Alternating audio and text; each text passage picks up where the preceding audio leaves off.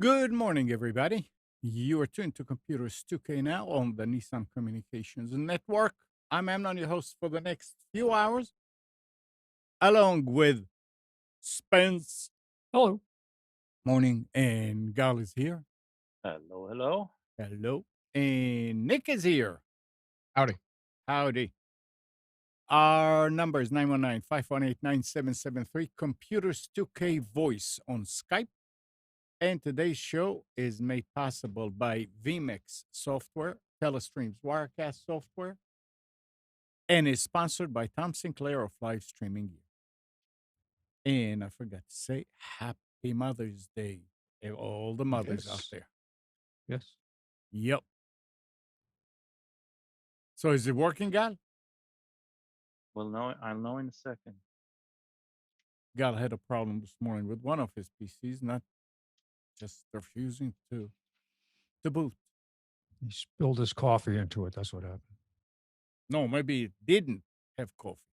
Oh, that's it. It needed coffee to wake up, like me in the morning. So what's going on? We expected a hard freeze and didn't get it. Or not a hard freeze, but a frost freeze warning. When they say it was going to be in the 30s yesterday morning, and it turned out to be in the 40s. Yeah. I said, nah, I'm not going to pay any attention to this. We always get where we live, it's always a couple of degrees warmer than the prediction. No, it's fake news. Nick will tell you. Weather is fake news. It's just trying to, it's the apocalypse, right? Get ready for the apocalypse. This is the new thing. I mean, they can't tell. I'm sure it was in the 30s somewhere. It's today's murder hornets. Yeah. That's something bad. Yeah, but never mind. That's not that doesn't belong here. What happened last week? Let's see.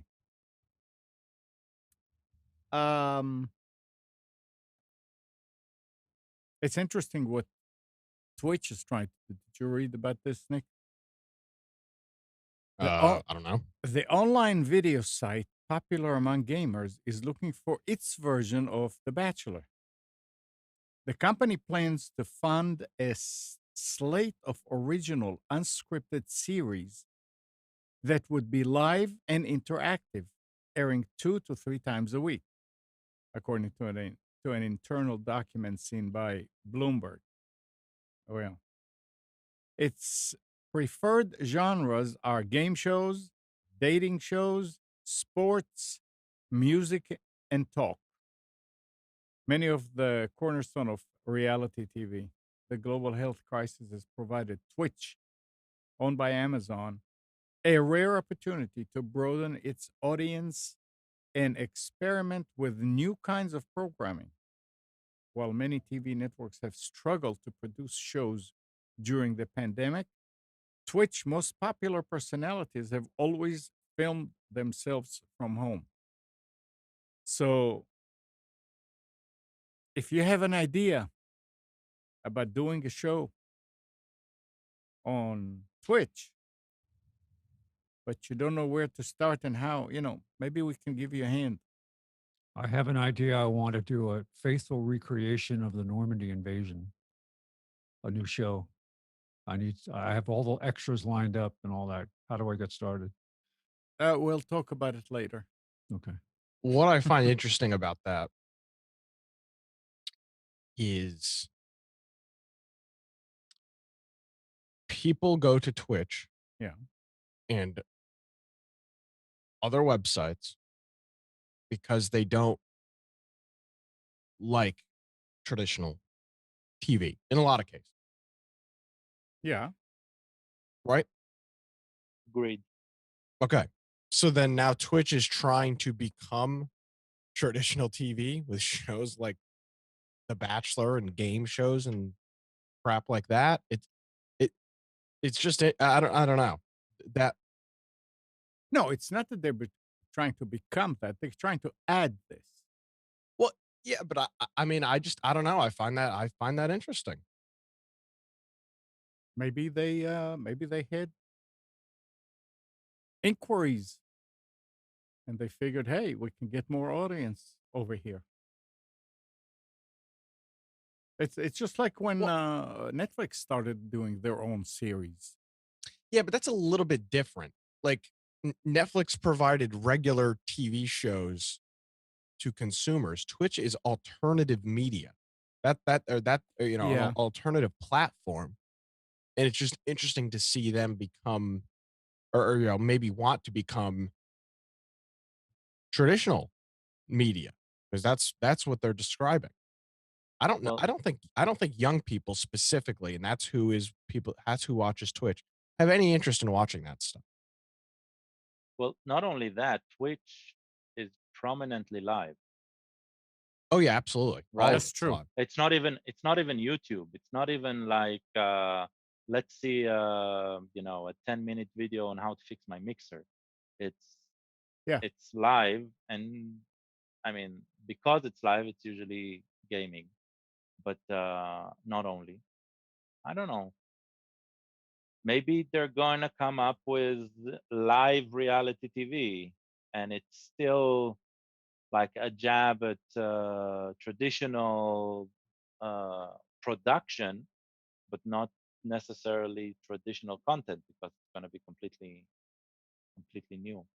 Yeah, I mean, I think it's Ah, I think it's cool. I get you get a little concerned when you see these alternative media sites that have made things so popular, that are so popular when they at the end of the day, it seems like no matter what, everybody always rolls back to traditional media. Right? It always rolls back to oh, what do a television show this, television show that. It's just interesting. We'll see. I mean, it also, I mean, to do anything like this takes a whole lot more than just hooking your computer to the internet and streaming a game. Well, yes and So, no. That well, some people think that and attempt it with great hilarity. I mean, you're looking to add a lot more hardware in order to do multiple. I think you'd be surprised at the amount of hardware that some of these Twitch streamers have right now. Huh? I mean, you're doing a talk show. I mean, it is gaming based, but you're doing a talk show. That's what's called a talk show. Yeah, but it doesn't you would never find Infection Podcast on TV. It Right. doesn't fit the structure, and that's the concerning part I have about it is the structure, not necessarily the content, the structure, right? When you start when you do a 24/7 live stream and then start running commercials during it, Hmm. then now it's regular TV.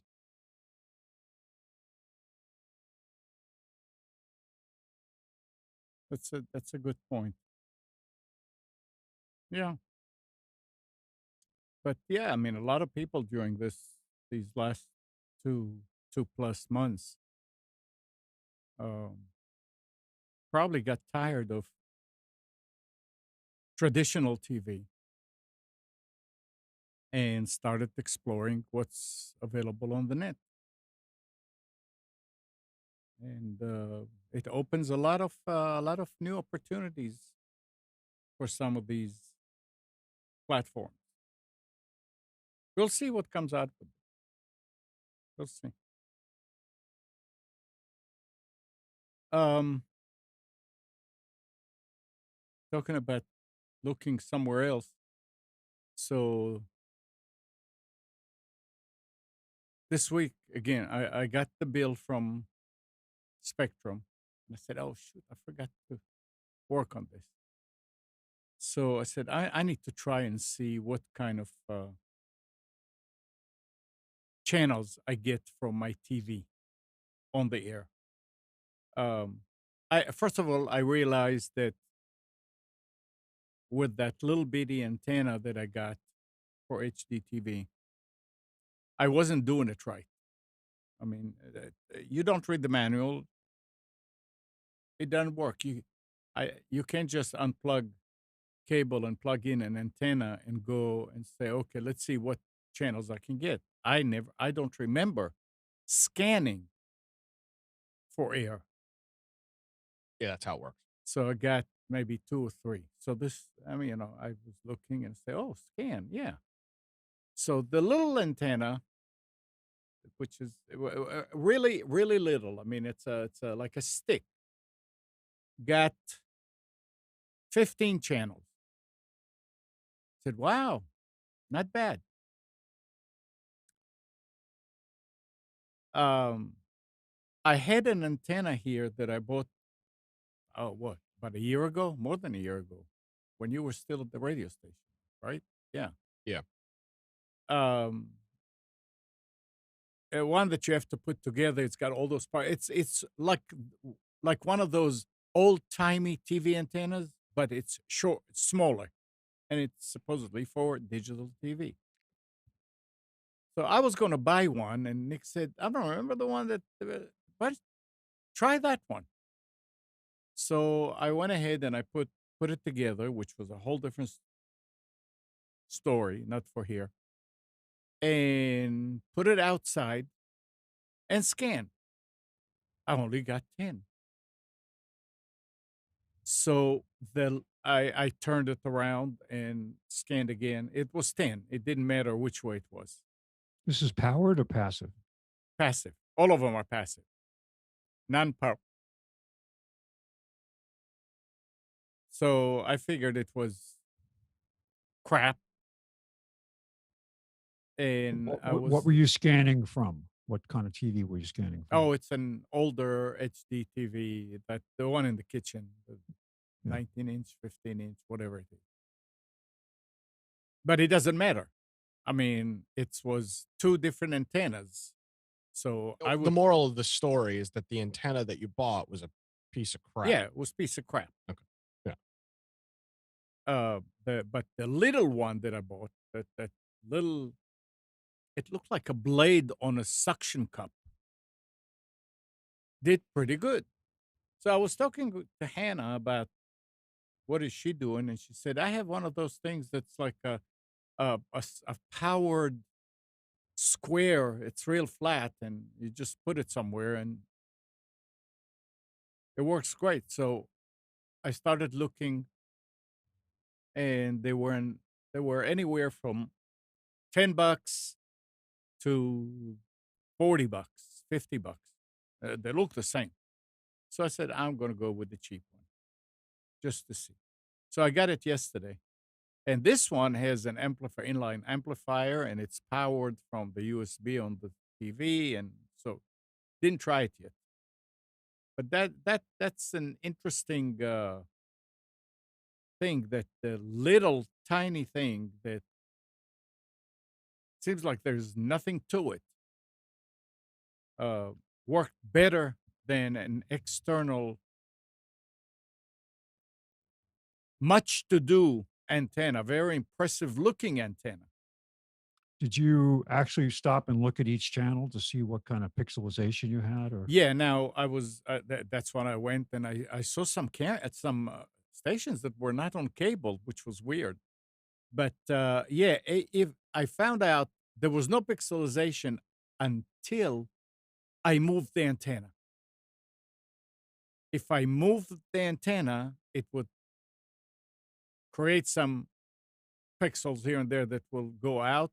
But from then on, the thing will every now and then will show missing pixels or a picture bad. But if Artifacting. The what? Artifacting Yeah. is the term. And if Yeah. I switch it to a different channel and back to that, it will be perfect and will stay perfect. I don't know. That may be the TV itself. Well, that's the other thing too, is you really need to test this on a modern TV Yeah. Well, because the tuner on an older TV is not it's not right, as good. right. Yeah, it was a cheap antenna that we don't use the tuner on it. It may also be because it wasn't used in all these years. Have you heard the radio ads recommending that people rescan? Oh, yeah, they're doing the repack up in Yeah, Raleigh. they're doing a reordering of the frequencies. Yeah, We did our repack down here a couple of months ago. We actually we were supposed to do our repack 2 years ago. It got delayed by Hurricane Florence back in 2018. And then we were supposed to do it last year, and it got delayed by the other hurricane. whatever the other one was called, in 2019, and then they finally did the repack a couple months ago. Yeah, but when you reboot the box, Oh, this is for over the air. It's got nothing to do with cable. oh, There's If no you repack. restart that's the right. That's box, true. it That's doesn't true. it Yeah, doesn't yeah, rescan if you yeah. That's right. restart a That's right. tuner. I So did a rescan for a customer. They had bought a cheap antenna that was powered and just it was a piece of junk. And I just went back to I said, well, did you try your old antenna that you abandoned if you just position it differently? And I got that one to work much better. The passive one worked better than the powered one. Well, that's what Alan's saying right now too. You Yeah. might be doing yourself a disservice with the inline amplifier. Absolutely. yeah, there was something on it that there's a switch on it, long range, short range, and when I was I mean, you reading, could always just unplug the USB power on it. yeah, yeah. That's another test too. You could be doing yourself a lot of But I lot would of harm with rather an I would inline rather have amplifier. one inside that I don't have Oh, to go up there and drill a hole and take it out and all that. Then, but if the reception is not as good, obviously, you put it out there. I've got that wine guard. I haven't used it in a while. I actually need to test it again. But I've got the wine guard powered omnidirectional at the highest point in my attic. And the last time I used it, this is a number of years ago, I got over 50 channels. Hmm. Some of them were fringe, Yeah, but I was getting stuff from pretty far away. Yeah, I was very impressed with it. It looks like just a big flying saucer. yeah. And it's powered through the coax, inline coax power. But it legitimately worked very well. And Nick was saying there's obviously there are maps out there, and he was saying that if it's a directional kind of, because we are in Raleigh and in the Triangle, and there's a lot of towers that are really close by. They're not on the other side of the states. The state, he said, to point it in the direction of the ones that are farther. And then because you're gonna get like RL and TVD and those local ones, you're gonna get no matter which direction it's gonna be, but you're gonna help the ones that are a little farther. But we'll see about that. yeah. That's I mean that there you can look up these websites for these antenna um uh whatever they're called, antenna maps. And in Amnon's case, he lives about 8 miles from the two main towers. Uh, and those towers are like 2,000 feet tall. So I mean, you could put a paperclip in a TV and pick those up. Um, but for no, I'm being serious. I Yeah. mean, Yeah, so much RF. it's kind of cool because it's like a heat map, Yeah. So terrain heat map. so the key would be if you're going to get a directional antenna, you would do your research as to what channels or what transmitters are um you know not the furthest away because you're not going to get everything, but which ones would be on your fringe, and then you could set up your directional antenna to point in that direction and hopefully give you a little bit of power on those. Yeah, it should. And I was just thinking, you can straighten out the paperclip to make a T out of it, kind of. Not open it all the way, and that's a directional. You can turn it inside. There you go. Why don't you just hire somebody to stand on the roof and just Yeah. tell them, all right, I mean, turn to the left, turn to the right. look, any of these work great. I remember when we got a TV first, when I was still growing up in Israel, and everybody was mounting their antenna on the roof of the building. So if you look at the skyline of Jerusalem or Tel Aviv or whatever, antennas all over the place. And the way to do it right was you took string and you hooked it on each side of the main shaft of it, whatever you call it, and you could turn it by just by pulling this way or that way. And my father would go outside and he wanted another channel, and we'll be standing at the door, and he would go on the balcony and pull it, and we'd go, okay, stop, that's it, and he would just tie it there. Well, the one thing to note now, because That I know was- you've been tempted to do this, Amnon. You do not want to put a TV on a rotor. That will not work. Because you have to rescan to get channels. That is not. There's no point in doing that. And which will make a whole lot sense to just have one on the inside sitting. If it's No, good, but I'm just saying in general for people that think like, Oh. I'm gonna buy an antenna with a rotor. I would make the argument that is a complete waste of time because you will not see. You will have to if you don't have a channel, you will have to move the rotor and then rescan to see that channel, and then Now, you will lose the other channel. There's a product idea.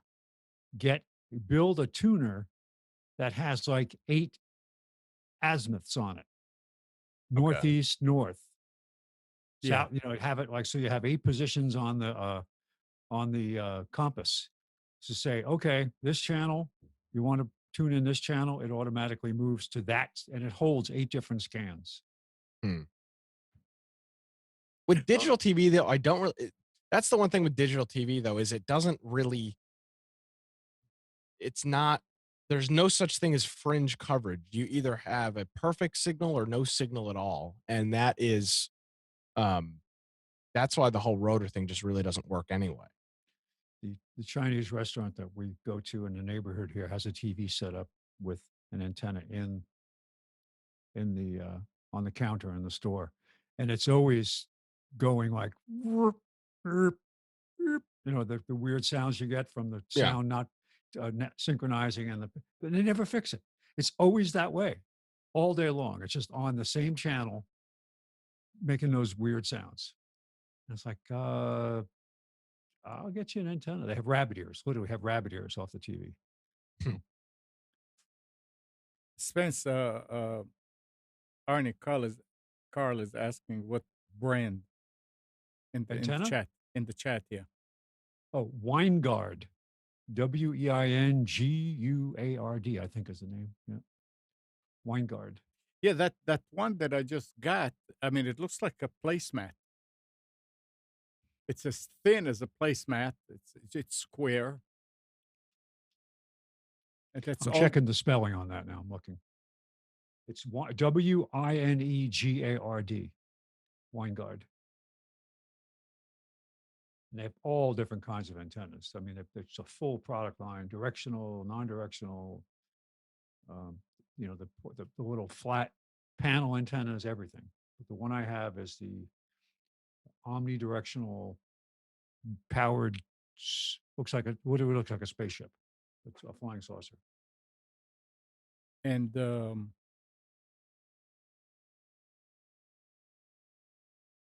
I need to know the name of the box. What do you call it? The box that I'm going to hook to the computer to receive the air signal. Gal, remember we were talking about it?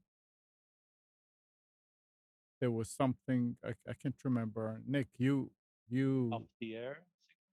Yeah, there's a box from Amazon to mount, so the uh, server could get the off the air signals at the same time. So Oh, you're talking about a DVR, something to create your own personal yeah, DVR. well, DVR, and that's Yeah, what. yeah, yeah. It's a tuner box. Yeah, It's a tuner box. yes, Yeah, that's it. Yeah. that just outputs So digital video so over I'll IP. I just need the name again so I can get it. HD home run. What is it? HD home run. Home Run. That's right. Yeah, HD home run. That's the name of the product that we talked about.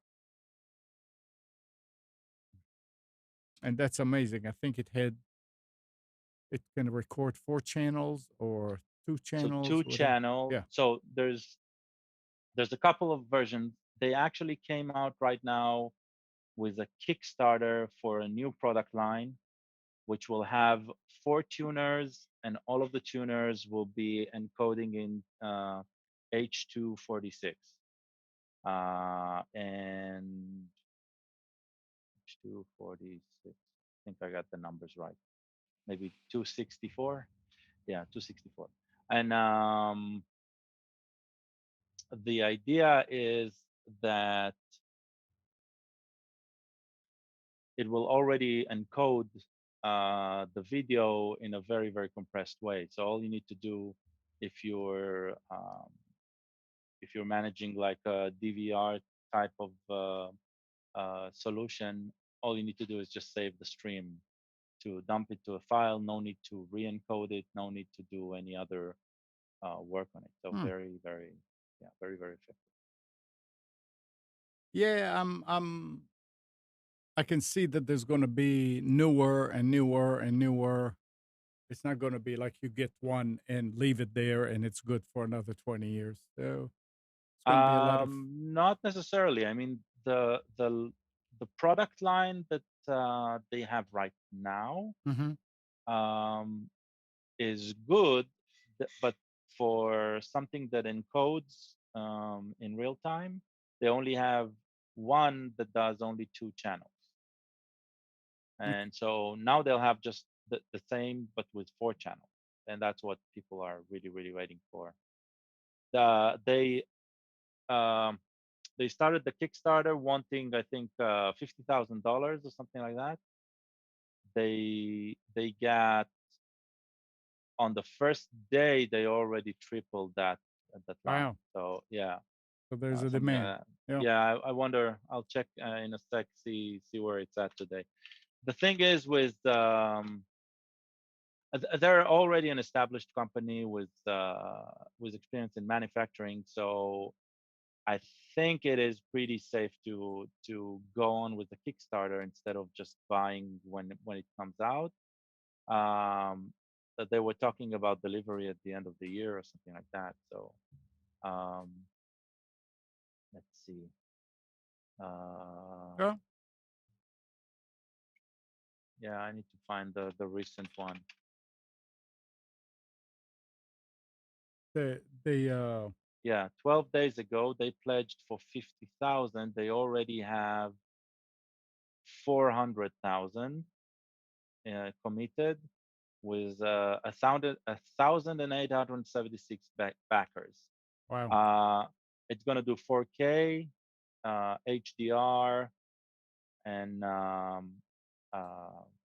4 channels of those, and it's going to do HVAC, which is 256.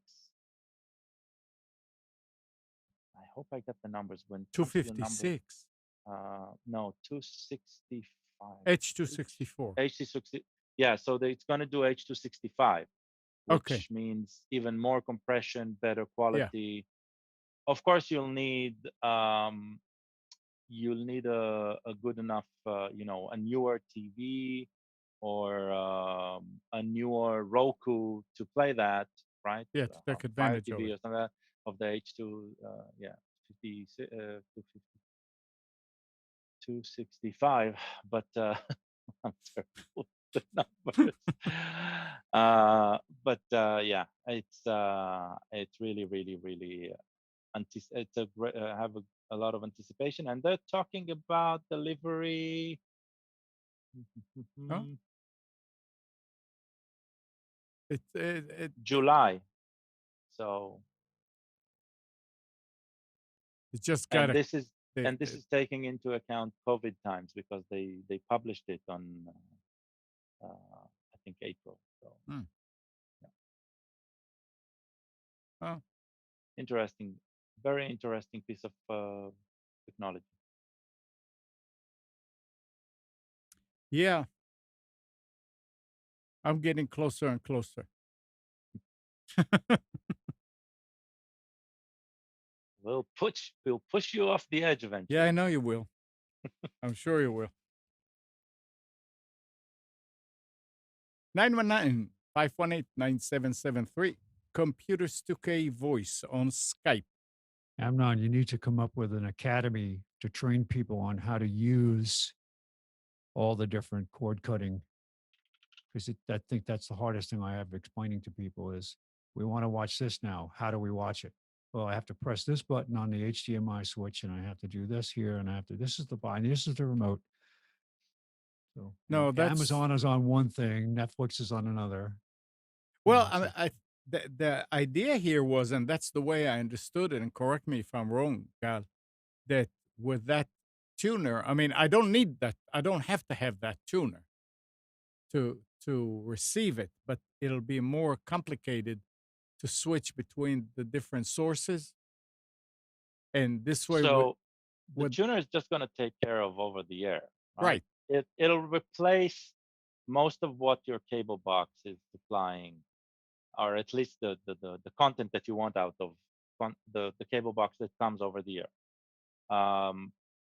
That's already free, and it's usually commercial based funding, right? And so you can get it anywhere. The whole idea is, okay, so you got a bunch of recorded stuff, or maybe you use a Fire TV and you watch Netflix and Hulu and stuff like that, and you just want an option to view live TV without switching to another HDMI input, without, having like a seamless control, a right. single remote control to control all of it. And so that's where applications like Plex come in, Mm-hmm. because Plex provides you a way of ingesting your personal collection from a computer at home, a server that it acts as a server for your TV,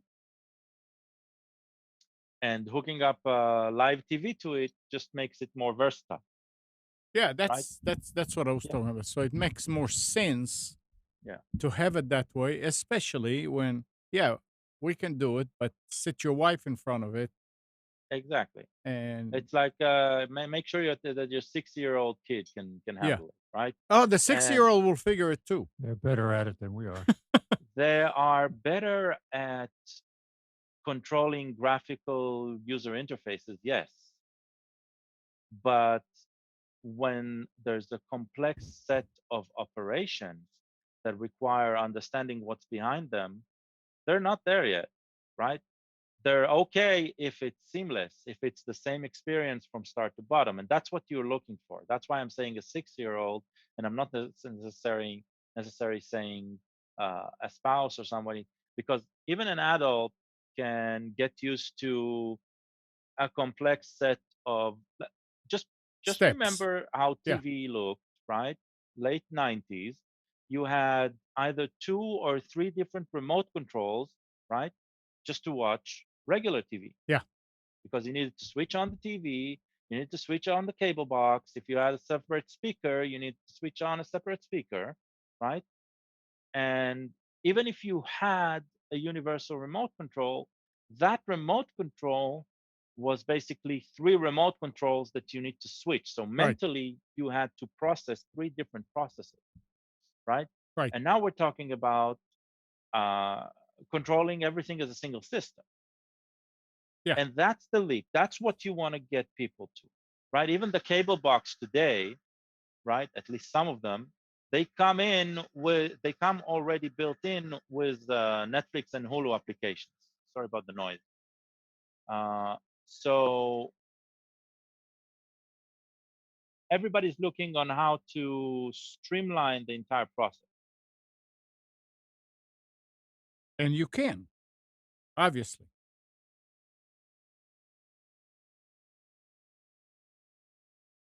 What happened?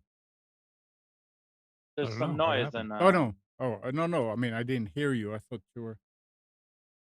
I That's was waiting for the noise to go away.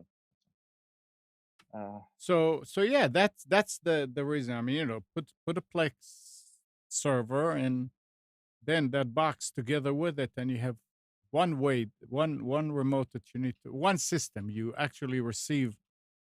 You switch the different stations of the air from within Plex. Did I understand it kind of correctly?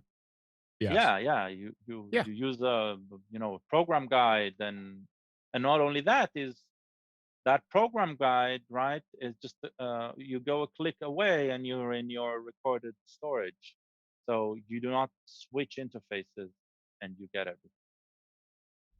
Yeah. All right. So we'll see. I really need to get it.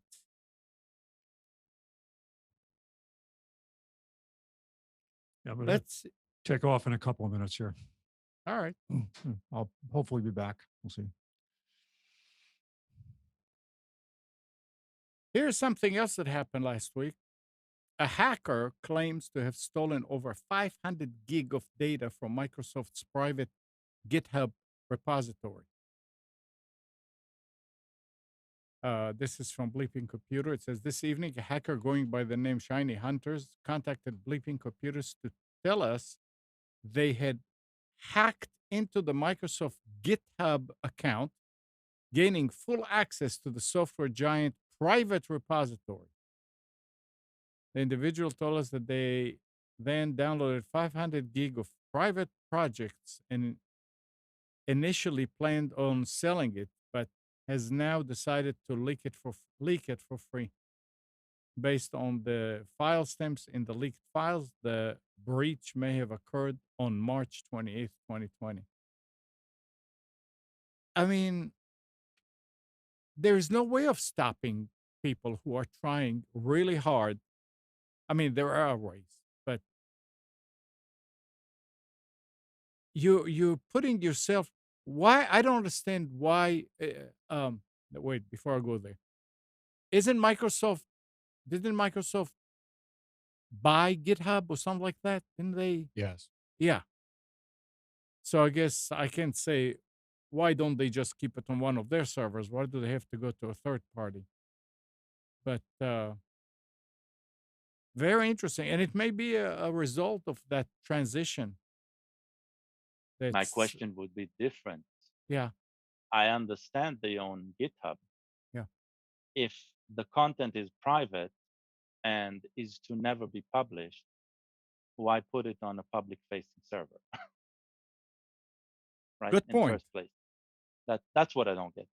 Um, Good point. then I mean, if I'm thinking about this correctly, right? And I'm a software company working with GitHub, and having a paid subscription and everything, just thinking as a third party service, then I have GitHub integrated into my own single sign-on infrastructure. So was that what was hacked? Because if yes, then anything inside Microsoft might be compromised, right, by that user, anything that user had access to. Or are they not using their own single sign-on technology? Yeah, And you see, that's right, that's what I it's was. like something doesn't add up. It's like, what?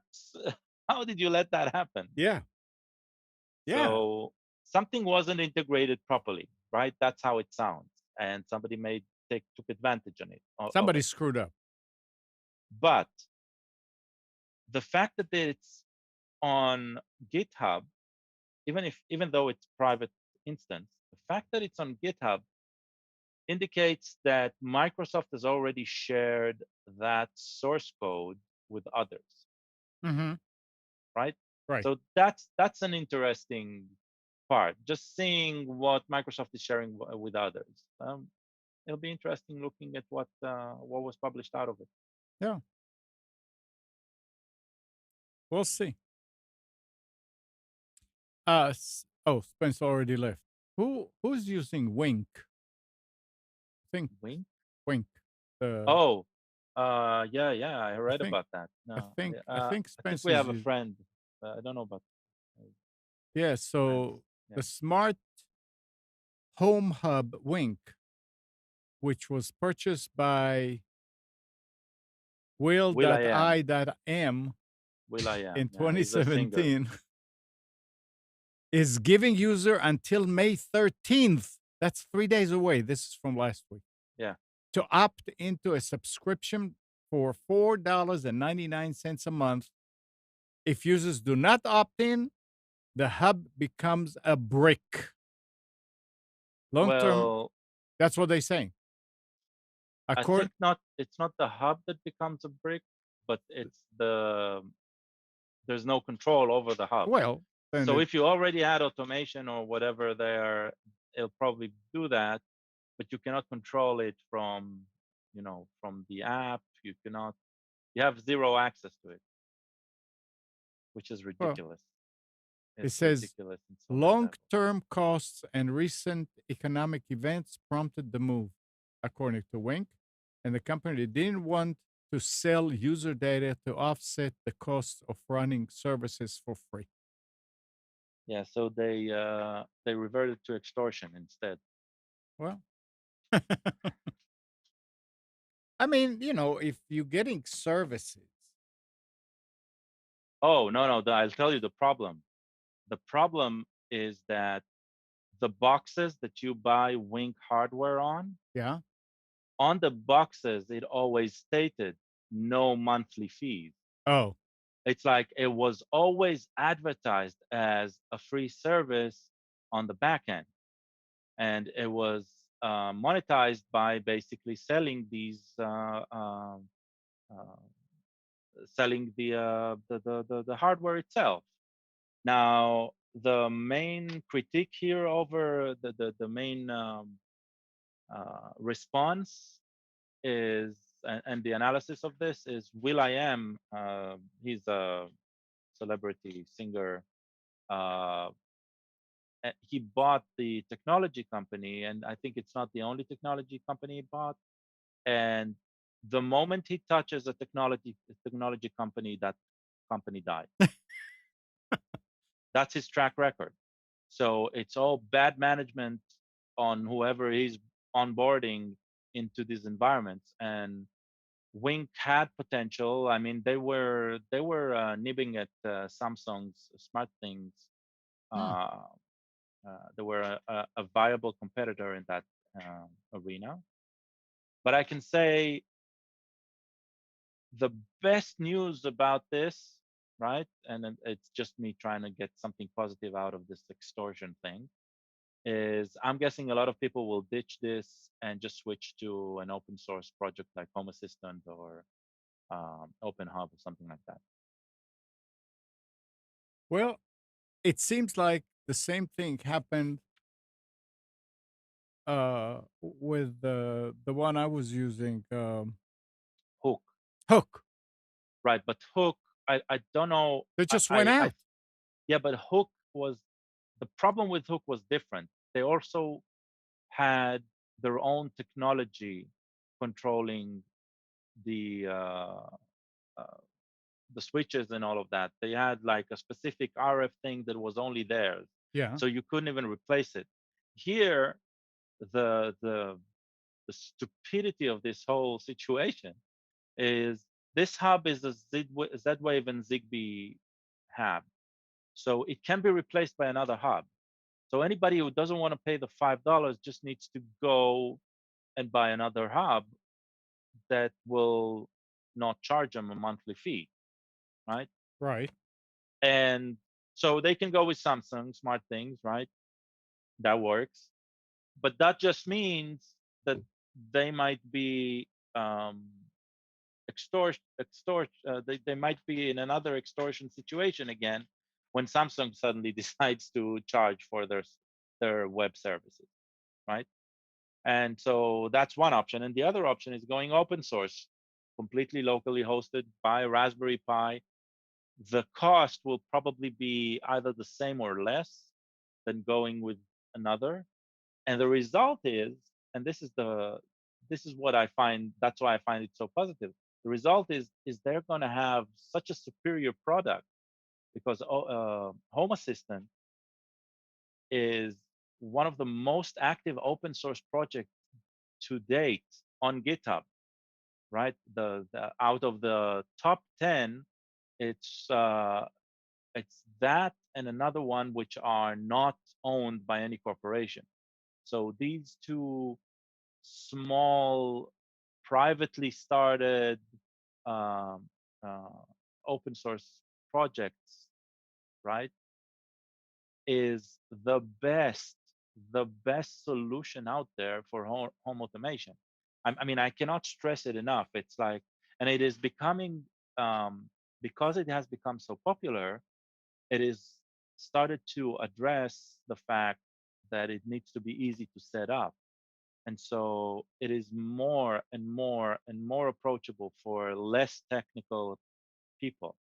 And the instructions are more clear and more streamlined. And so we're getting to a point where it's not only going to be superior technically by its abilities, but it is going to be far more superior and user friendly than any of the, the big money endorsed backed system. And that's what I find really, really, really encouraging.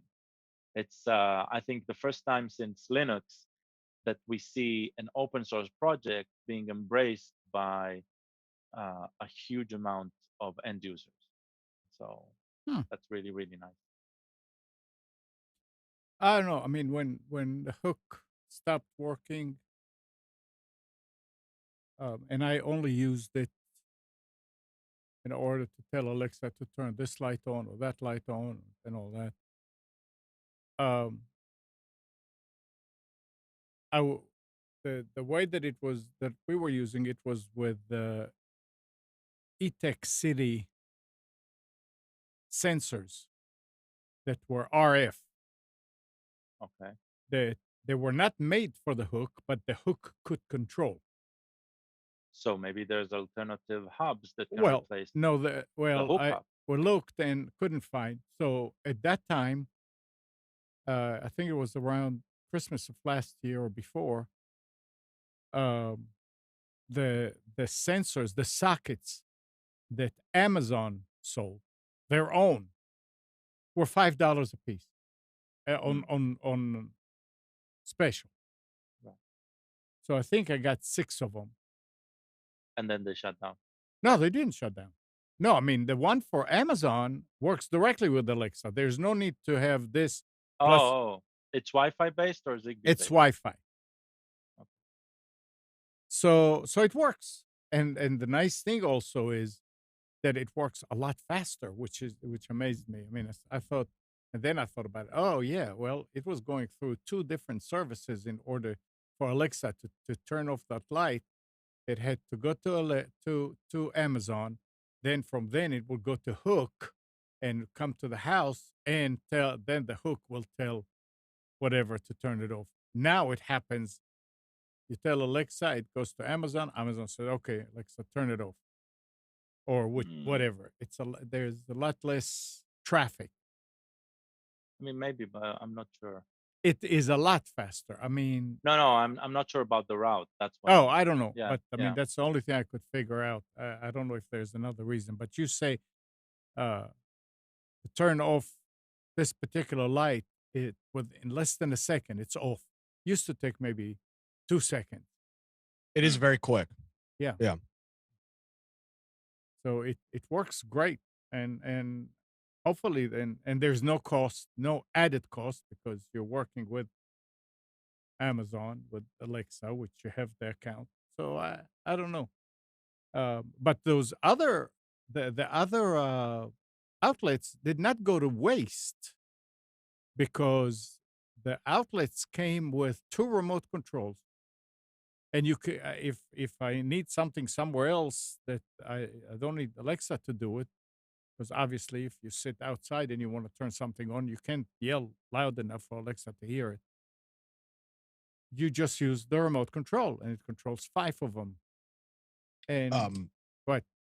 the one thing I will say is not to turn people. I don't want to. We shouldn't scare people away from buying things that aren't Amazon. And I'm not saying you're doing that, but if you're going to be buying a smart plug or a switch or outlet, you put like you can replace a switch in a an And the electrical wall, box in yeah. a wall. Um, go with a name brand. TP Link makes them, Belkin makes them, Amazon obviously makes them. I would be hesitant if you're going to be making now if you're going to buy just a little switch to turn the Christmas tree on, buy some cheap $8 thing on Amazon, and what stops working, it stops working. But if you're going to be investing into an ecosystem and you're going to buy a dozen of these devices, spend the extra cash and get something that isn't going to shut down. Sure. Well, I would actually go in a different direction here. Okay. The moment you think you're going to go into automation, so the first switch you buy doesn't matter what you buy, really. Correct. The first switch you buy, just tinker with and see whether you like the idea of controlling a remote. Go with anything. But if you think you want to go into home automation, right?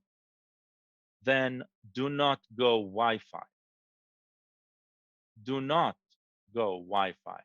And I'm saying it because you'll probably see that Wi-Fi is probably a lot cheaper, right? The pieces themselves, it's getting more and more cheaper. And one of the key advertising points is no hub needed.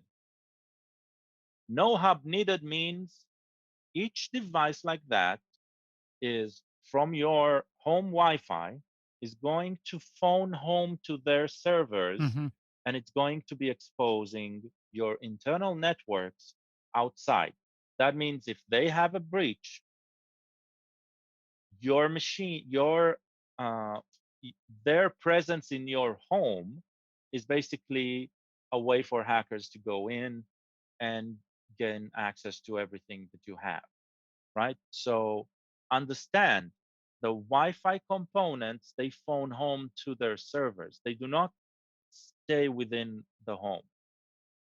Now, when you see a hub is necessary, your options are with two very, very strong protocol standards. One is Z-Wave and the other is Zigbee. Zigbee today is supported out of the box with Amazon Echoes, the tall ones, right? The new ones, they are actually a Zigbee hub. You might have already seen Zigbee if you used, for example, Philips Hue. Those are Zigbee lights connected or switches connected to a local hub that you buy from them. The benefit there is the hub itself, when it controls the lights and the switches, it's all local. It's all from within the home. Yes, the commands themselves, they might be coming out and you're still exposing yourself, but the exposure is starting to be a lot more controlled, and you can actually decide whether it's exposed outside or not. Hmm. Um, the reason to expose something outside is to create automation with other systems. Alexa will always be outside of the home. The fact that you have an Alexa, um, uh, an Echo inside your home, anything you're saying to it, the action itself is happening on Amazon servers. So if you're asking it to shut down the lights, it goes to an Amazon server that connects to an integration, and then that integration will perform the action. If it performs the action by the hub, then it'll contact the hub. and tell the lights to switch on. If the interaction is via Wi-Fi, the switch itself is via Wi-Fi, then it'll contact the switch and switch it on. So you're That saying that that being said, right, you can also go completely off the grid with open source solutions. Yes, you won't have Alexa integration, but you can still connect via your phone, via your local Wi-Fi, so something that isn't connecting outside of your home and controlling your entirety of your home. But you'll need to have something that supports Z-Wave or Zigbee. so are you saying that with Zigbee or Z-Wave, if the internet goes out, it'll still work? As long as yes, as long as power Yeah, is available to your home automation server, right. the hub, and Zigbee and Z-Wave is connected to that hub. Mhm. So the reason I'm saying it's this separately, right? So if you buy a smart thing, something that does need the web for management and control Mhm. from an app, right? Still, logic and automation can be programmed on it. So let's say you have a Z-Wave controlled thermostat, okay, and you have some motion sensors installed, and and you have a temperature sensor outside of your home, and you program your AC via you made some elaborate programming where your AC will switch on and off, between cooling and heating and temperature depending on the outside temperature. Something none of the I'm taking like a complex Yeah. example, right? Something that we don't have out of the box from any solution today. And you program that. The programming itself is downloaded to the local hub, and so automation like that will happen whether internet is on or off at home. As long as the thermostats and all of that, they have the power they need, and your hub is working, it'll be able to communicate with them. The same goes for an open source project. With an open source project, it's even more so because everything is always done on that machine. Even if you remotely connect to it, it never goes to another website where you program it and that just downloads to the hub later, right? So you can be completely isolated from the world and have a complete home automation. Now, if you want something like like the open source home assistant uh, to work with Wi-Fi plugs, you can, but that means that your home assistant needs to connect to the remote servers. Let's say you bought a TP-Link controller, right? Mhm. A light switch. Then you need to contact TP-Link's servers in order to control the light inside your home, right? And if the Whereas if you internet had a Z-Wave switch or a Zigbee switch, you pair the switch with the hub, and the hub can control it regardless of internet connection. okay. But one of the big reasons that devices like the Amazon and Google devices have to have an internet connection is not just to control the switch, but that's how it processes the voice. And that's a huge factor there. The Amazon does not process voice on their devices. Google does not process voice on their devices. They have to send it out to the internet to process it to respond. Yeah, that's Um, true. That's true. so But that's the thing. Do you want your home, right, only controlled by the internet? No. I mean, in a lot of cases, you don't. I mean, if you want a simple setup, then the answer is yes. That's what you're going to do. People are not going to roll their own home automation server. And for, two light switches or two plugs, I would make the argument it's not worth it. If you're trying to fully automate your house, I would say, yeah, it probably makes a lot more sense. Um, but you Right. lose some of those creature comfort things. So, Gal, Mhm. well, in the beginning, I always kind of like not being into it. I always so when you were talking about Home Assistant, I was thinking you're talking about the Google Assistant, Oh which no, is not. no, So no. are First of all, Google. I think they no longer call it Home Assistant. So we're out of the we're out okay. in the clear. Yeah. The, yeah, it's now Google Home or something like that. But yeah, Yeah, the one you calling now Home Assistant is a piece of software that you install on your computer. yes, or on a Raspberry Oh, Pi. oh It yeah, doesn't need to be. Yeah, right. yeah. It can be completely standalone on a Now, Raspberry are Pi. there any does it do any kind of voice processing? Can it do any of that simple voice? I You don't know. well, uh, so it has multiple solutions. Some with an app you install on your Phone. phone, and you can talk to it through there. First of all, for voice recognition, right, you need some sort of hardware to listen, right? You need the microphone. You need so Yeah, that that can be provided by apps on your phone, right. and there are solutions. There are open source voice analyzers that work like that. But granted, that isn't very convenient. I have mine right now hooked up to Amazon Echo. Uh, the process to do it was complex, I gotta say. It took about an hour and a half of following a very complex set of steps because I had to publish a developer application skill for the Alexa that only matches for me and my home, right? Mhm. Uh, if you want to still have that comfort, but have the connection really, really easy, you can pay $5 a month. They have a cloud service that they sell, and you can get all of that complex integration right through them. Yeah, but the Uh, point is to be able to talk to something when you don't have internet. okay, so yes, there are solutions, but that will require you to either create something, do it your own, or buy. I think the expenditure would be around $150.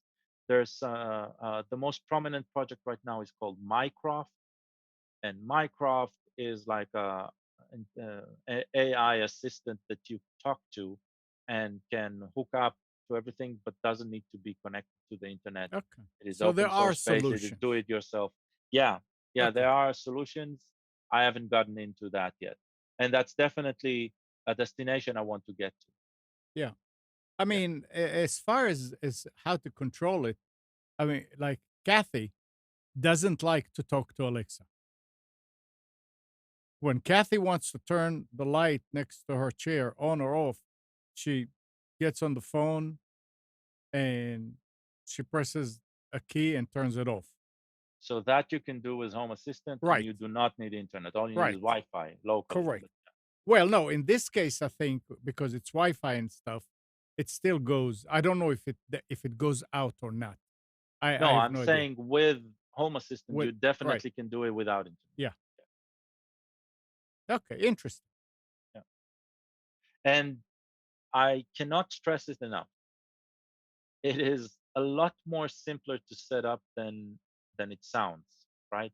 It sounds like this very, very complex do-it-yourself project for hackers. No, it's Well, the instructions and the guides and the amount the amount of involvement from the community all around is so amazing, right? That you the moment you're in, you're already invested because you the possibilities are endless, and when you discover that, it's like you get sucked into it. So yeah. Well, says if anyone is thinking of dabbling with Home Assistant specifically, the platform that they built around it with all of its add-ons and all of it, it's so amazing that is no longer about home automation. It's like more about life automation with complete control over that. Yes. So I'll give you an example. One of the add-ons is a project that has nothing to do with Home Assistant specifically. It's called Grocy, Grocy. Grocy is a self-hosted home kitchen ERP system. ERP? Yeah, an ERP system is enterprise resource planning. Okay. So think about your ability to To fix to spaghetti. know to know exactly what's in your fridge, what's about to expire, Oh, and have the jeez. system suggest to you which of your recipes, right, is best suited to use the things that are about to get expired, Wow. right? It'll require an effort of immense. It requires immense effort to get such a system up and running, right? Because you need to enter a lot of data at the Hmm. first input. But after that, you go through a process of just ingesting what's incoming and what's outgoing. And that's rather simple, right? I mean, even if you're baking or or cooking a very very complex dish, you're probably using what, 10 ingredients, and all you need to do is go through a menu and just punch an update for those 10 ingredients. And on top of that, if you already had the recipe inside the system, it is already hooked up to those ingredients, and all you're saying is, I'm planning on doing this tonight. Do I have all of the ingredients? And it'll say yes. And so you say, okay, I'm doing it. And so it subtracts from everything. So you have So to this is do. just So you have to update inventory all the time. right.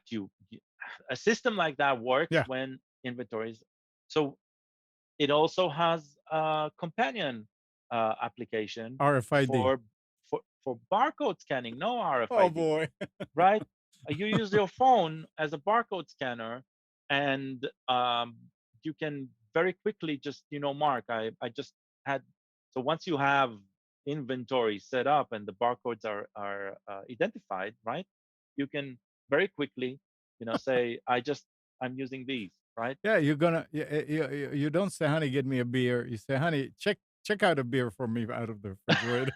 Yes, yes. No, you say, honey, check out Now 63892DF6. Now, granted, this sounds ridiculous, Well, right? yeah. But it is also, it's on the one hand super ridiculous, especially when you think about the effort involved, right? But on the other hand, you see the possibility, and right? You're thinking about the Jetsons era cartoon, right? Where your home really knows everything about you, but, and this is the most important thing, your home is fully controlled by you. It's not like some server that is governed by another entity. 100% of the data is yours, Yeah.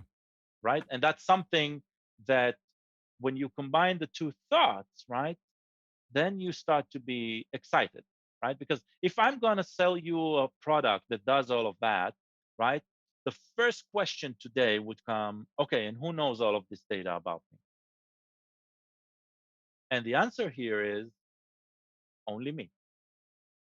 And that is the key, right? When you can answer all of that, you can say full home automation, you can say full live measurements and tracking and all of that, but the data is 100% controlled by you. The possibility starts to be exciting, because in the past, when we were discussing it, hell, when we saw Jetsons, right, as an inspiration of a future life, they got a lot of it right, but the nobody ever thought about the idea of not owning that data. And today, that is the most troubling aspect of technology, right? That the technology is exciting. I mean, even Alexa, when it came into our homes, they managed Amazon managed to push this like there's no tomorrow, and people bought it. But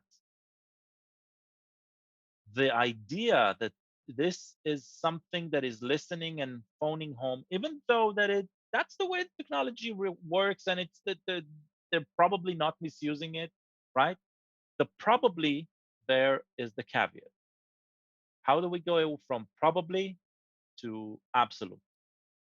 And this is the most exciting part of the way home automation from Home Assistant looks like, compared to something by Amazon, something Yeah. by Google, something by any other player, even be it TP-Link or Wink, right? Which is, people trusted that system to be available, right? And suddenly, 7 days notice, they need to decide whether they're going to pay a monthly fee, which by the end of the year is probably going to cost more than what they paid originally for that system. So, Gal, Yeah. what percentage of your daily life is already controlled by your home assistant? Right Oh. now, not much, because most of the automation I haven't gotten into. Oh. I'm playing with all of these. The home itself is fully controlled. Um, I think we have probably 3 rooms that lights are not automated at all. Uh, How uh, about the bedroom? the bedroom itself has lights that I tell it to shut down, but Not automatic.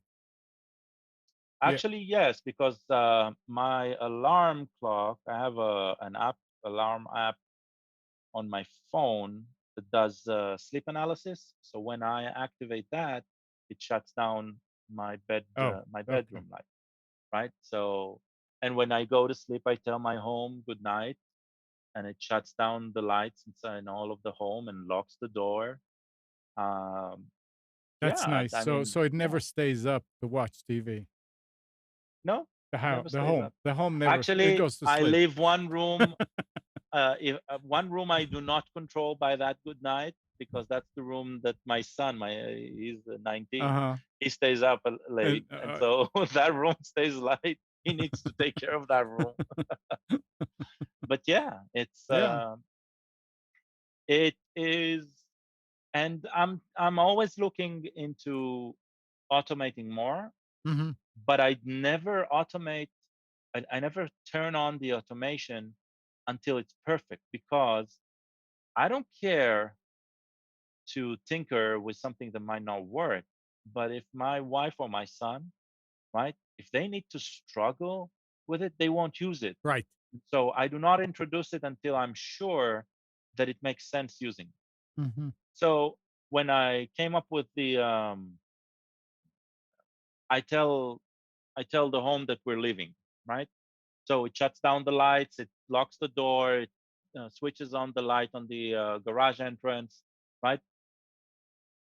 Until I wasn't sure that that would work, I didn't introduce it to the home. I tried it until it worked flawlessly, and then we're Yeah. okay with Well, that, right? Yeah. makes sense. So yeah, Interesting. Very interesting. yeah, it's definitely fun. Yep. Having the house as a toy, it's definitely fun.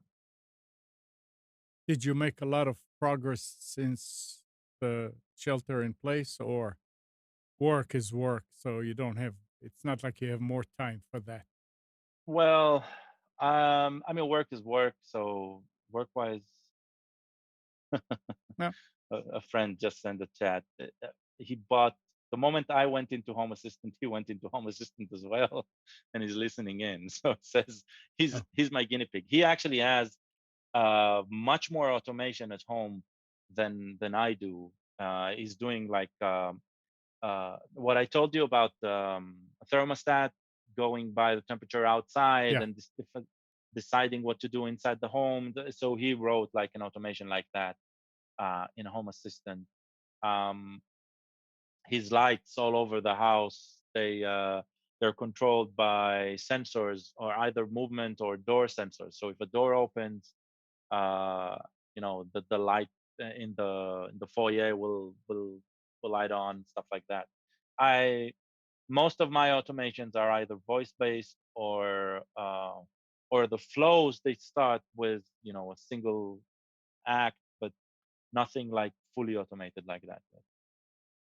No, Yeah. that's all right. You'll get there. Okay, so the word Belkin came up in this conversation. A Forbes contributor notes that Belkin abruptly announced the end of life for its Wemo netcams, which will discontinued on May 29th, 2020. But that's just the beginning. Unlike many other end of life announcements, which simply render products ineligible for support or upgrades, Belkin is literally pulling the plug on its cloud service, rendering its Netcam's range of home security cameras as useless as beige bricks. They don't tell you, you know, Another reason why not to go Wi-Fi. yeah, it's very interesting.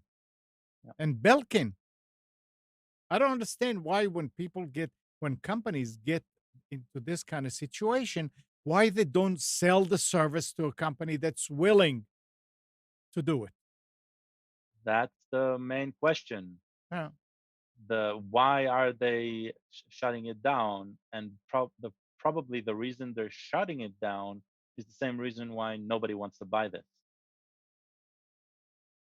Good point. Good point. And it's never only I about never thought about just it this selling way. the technology, right? Are you going to sell the infrastructure and the knowledge that the people are running a system like that? These are, I mean, when you think about it, these services they sprung up what, 5 years ago, 7 years ago, Yeah, it was right? some This was the early adopter phase, right. and we're still in the early adopter phase with these. And eventually, there's going to be a few victors in this arena. There is, I'm guessing, some Wi-Fi services. They're going to stay there forever, and they'll survive. But that's one of the reasons that I would say go with something that isn't proprietary to anyone. Now, even uh, Z-Wave is a proprietary protocol, and Zigbee is an open source competitor protocol. But both of them are strong, right? Z-Wave is uh, the amount of brands that are using Z-Wave and are keeping update with the latest protocols and all of that is enormous, and Zigbee is getting traction. And so, if you go with these, you're safer than going with proprietary Wi-Fi solutions that require a cloud server that you have zero control Okay. Yeah. on. Home automation is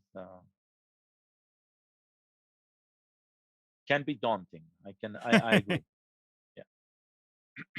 All right. Now, pe- people that are sitting home now and maybe don't work from home, but are at home or anybody else, Nikon has made its entire curriculum of online photography classes free until the end of May. The classes were originally made free throughout April, but Nikon has now extended access for another month. All 10 classes available at the Nikon School can be streamed for free. The classes are normally priced anywhere between $15 and $50 each, Each class is taught by a professional photographer and provides in depth lessons to help you get better at taking photos. Some courses cover Nikon specific products, but many of them teach the fundamentals of photography, such as a course that teaches you how to photograph your children or pets, or the basics of making a music video. So even if you don't own a Nikon camera, many of these classes might still be worth a watch. This is great. This, there are 10 classes. I don't know how long they are. Won't take much. I'm assuming if you can stream them down, you can also record them, and you can learn about photography. Thank you, Nikon. So just go to their uh, website and probably look for Nikon School.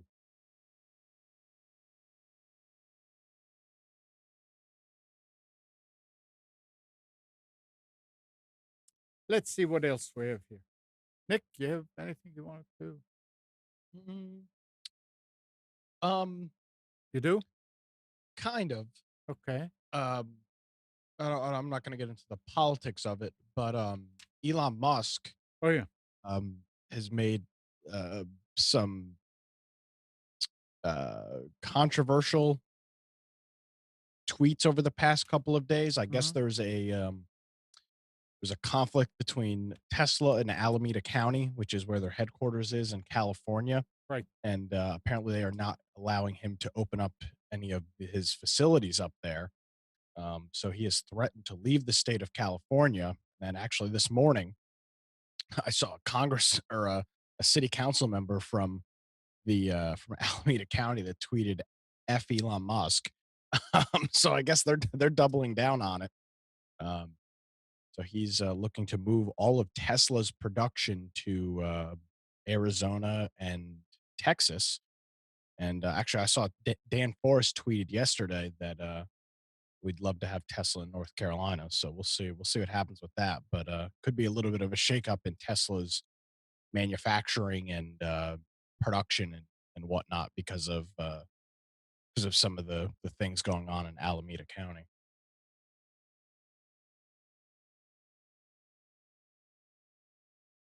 Imagine how many people are going to lose their job, right? Well, I mean, unfortunately, this is the ramifications when you Yeah. have Yeah. a government like they do in those And, counties in California that are overreaching and not appears to me not really looking at the long-term effects of some of these things. And right. I think I'll stop the political talk there, but I mean that's yeah, there's a lot of people affected. But in the same vein, I mean, you kind of, you know, Elon Musk isn't an idiot. I don't necessarily agree with that everything he does and says. Um, but if he can, if what he has to do to make his company successful or profitable or whatever is move it to Mhm. Texas or Arizona or Nevada, whatever state he's looking at, that's what he's going to do. I mean, he's not going to sit here and be at the whim of some. And the key thing that he keeps pointing out here is that the people that are not allowing him to reopen are non-elected officials, and that seems to be the Yeah. real gripe that he has. If you look at his Twitter, um, that these people that are the health commissioners and all these people that are in that county are all unelected. They are appointed positions, and that's a whole nother And conversation. But yeah, it's not like that he wants his plant to be open and everything else in the county is closed.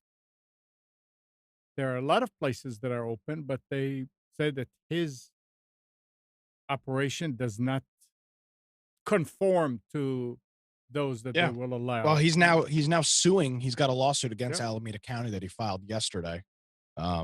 So he is he's moving forward with this, and Yeah. I He think you'll see, should. I think you're going to see some of this. I think you're going to see a lot of this elsewhere too, with companies trying to maybe transition manufacture if they've already got small plants in some of these other states that are laxing their restrictions. Them Mhm. moving some of that stuff down there just because that's just, I mean, at the end of the day, these companies have got to do something to make some money.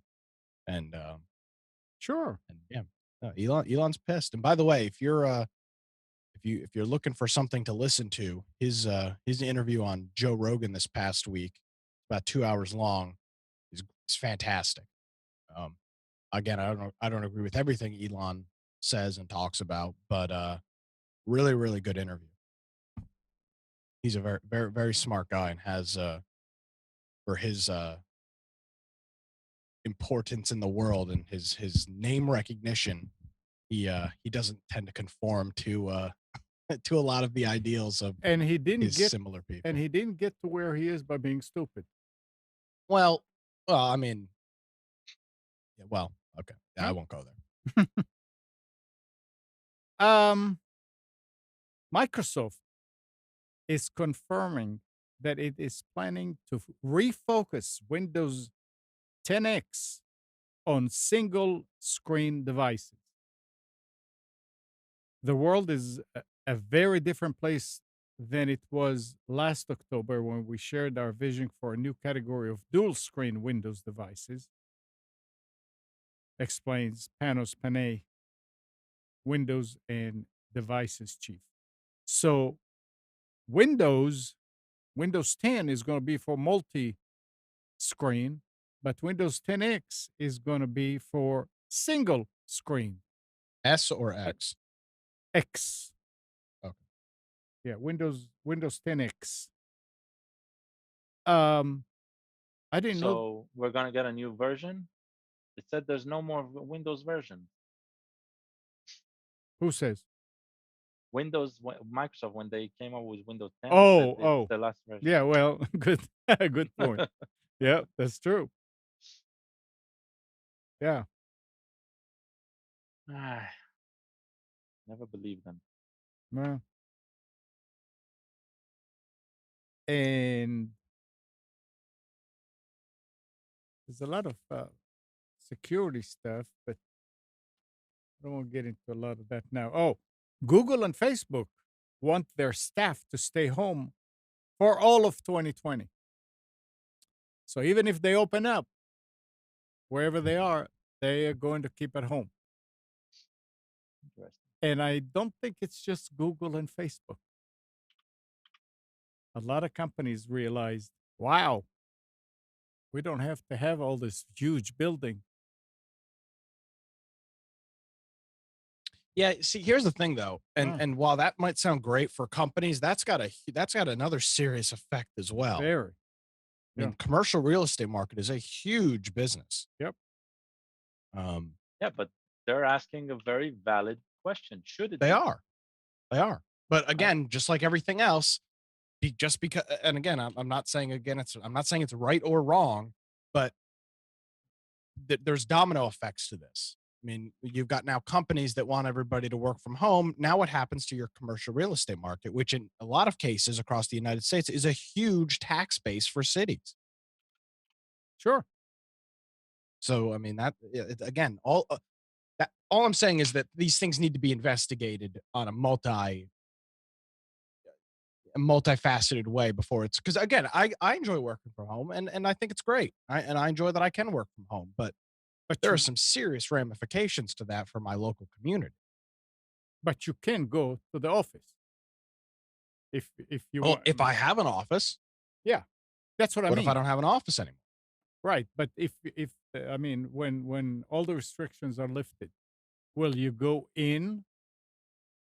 I will, yes, but I'm sure a lot of other companies will scale back their The question, I don't think I phrased it right. If the restrictions were lifted and you have the choice between home and office, would you go to the office? yes. Yeah, a lot of people would be that. Most days, yes. Yeah, All the time, probably not. Maybe which not is Mondays much and Fridays or something, or depending on whatever day of the week it's right, more which is convenient to be. much better. Actually, probably Tuesdays. But would I go to the office? Yes, probably. Yeah. Uh, But again, that's because they're giving me the option. You look at some of these companies that will take that option away, and that's got some domino effects in your local area. big So time. that's all. Yeah. Yeah. Um, in some states and major cities, it is now mandatory to wear a mask in public to prevent the spread of COVID 19. That mask could be anything from a handkerchief to a designer cotton mask to a full blown N95 respirator, so long as you have something between your mouth and nose and the world around you. But in California Bay Area, there's a new stipulation. You can wear any style of mask you want, so long as it doesn't have a valve in it. And you also those some of those masks that they sell online, and they say that it has a valve, so it makes it easier for you to breathe. Why? Because a mask with a valve may protect you from some pathogens in the air, may, but it doesn't protect the people around you from your own breath.